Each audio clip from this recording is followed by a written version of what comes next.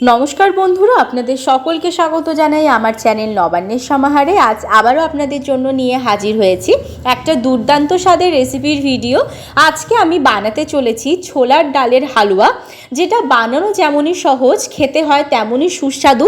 একদম অল্প উপকরণ দিয়েই কিন্তু এই রেসিপিটা তৈরি হয়ে যায়। এই রেসিপিটা কিভাবে বানাচ্ছি তাহলে চলুন সেটা দেখে নেওয়া যাক।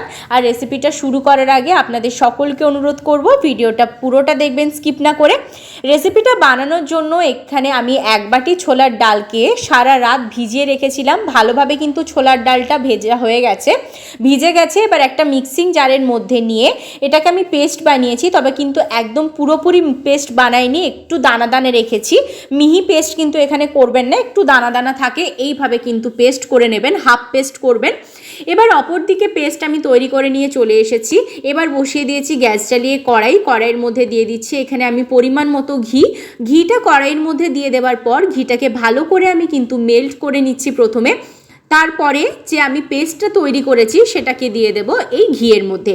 কিন্তু তার আগে ভালো করে এই ঘিটাকে মেল্ট করে নিয়ে কড়াইয়ের চারিদিকে কিন্তু আমি ছড়িয়ে দিচ্ছি। হঠাৎ করে কিছু মিষ্টি খেতে ইচ্ছে করলে আপনারা এই ছোলার ডালের হালুয়াটা কিন্তু বানিয়ে ফেলতে পারেন। খেতে যেমন সুস্বাদু, বানানোও তেমনই সহজ, একদম অল্প সময়ের মধ্যে কিন্তু তৈরি হয়ে যায়। এবার দেখুন যে পেস্টটা আমি তৈরি করেছিলাম সেই পেস্টটাকে দিয়ে দিচ্ছি এই ঘিটার মধ্যে দিয়ে দেবার পর এবার এটাকে ভালো করে আমি নাড়াচাড়া করে নেব।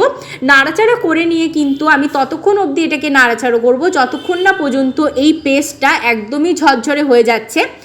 ততক্ষণ পর্যন্ত কিন্তু এইভাবে অনবরত নাড়াচাড়া করে যেতে হবে, তা না হলে কিন্তু নিচের দিকে লেগে যেতে পারে, আর নিচের দিকে লেগে গেলে কিন্তু পুড়ে যাবে। আর অবশ্যই কিন্তু গ্যাসের ফ্লেমটা এই মুহূর্তে একদম লো টু মিডিয়ামে রাখবেন, হাইতে করবেন না, তাহলে পুড়ে যাবে আর নিচের দিকে কিন্তু লেগে যেতে থাকবে।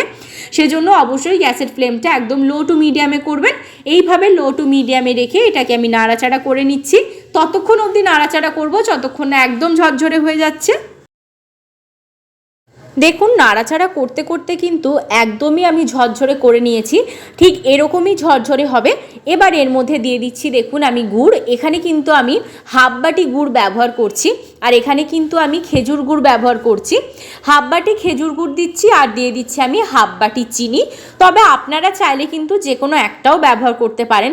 যেমন যদি এখানে যে কোনো একটা ব্যবহার করেন তাহলে মিষ্টির পরিমাণটা আপনারা আপনাদের স্বাদ অনুযায়ী ব্যবহার করবেন, কারণ সবাই সমান পরিমাণে মিষ্টি খেতে পছন্দ করেন না।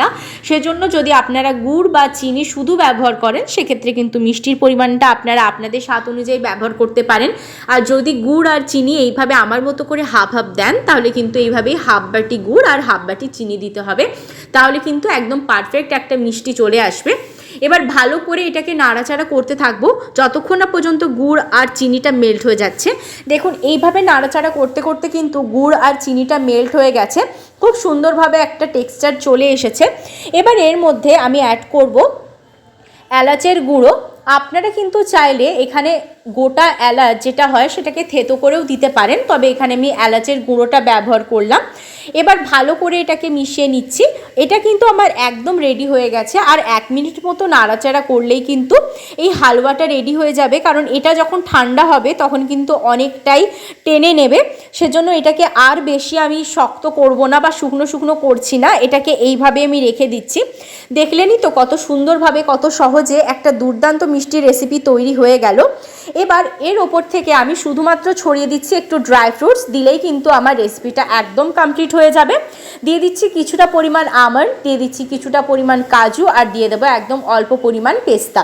এখানে অল্প পরিমাণ দিচ্ছি আর বাকিটা কিন্তু আমি ডেকোরেশনের জন্য রেখে দিচ্ছি।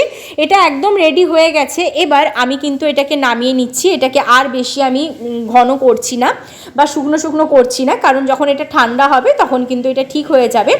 এবার দেখুন এটা একদম রেডি। এবার এটা আমি নামিয়ে নিয়ে একটা সার্ভ করে নিচ্ছি একটা পাত্রের মধ্যে। এই রেসিপিটা আপনাদের কেমন লাগলো আমায় কিন্তু কমেন্ট করে জানাতে ভুলবেন না। যদি ভালো লেগে থাকে তাহলে অবশ্যই লাইক, শেয়ার, কমেন্ট আর সাবস্ক্রাইব করতে ভুলবেন না। সাবস্ক্রাইব করার পর পাশে থাকা বেল বাটনের অল অবশ্যই প্রেস করে দেবেন, যাতে আমার চ্যানেলে যে কোনো নতুন রেসিপি আসলে তার নোটিফিকেশান আপনারা সবার আগে পেয়ে যান। দেখুন একটা পাত্রের মধ্যে সার্ভ করে নিয়ে চলে এসেছি, আর ওপর থেকে ছড়িয়ে দিয়েছি কিছুটা পরিমাণ কাজু, পেস্তা, আর দিয়ে দিয়েছি আমন্ড। দেখতে যতটা সুন্দর খেতেও হয়েছে ততটাই সুস্বাদু। বাড়িতে একবার বানাবেন, দেখবেন অসাধারণ লাগবে। যদি বাড়িতে বানান আমাকে কিন্তু কমেন্ট বক্সে জানাতে ভুলবেন না। ভালো থাকবেন, সুস্থ থাকবেন, আবার দেখা হচ্ছে আরেকটা নতুন রেসিপির সাথে।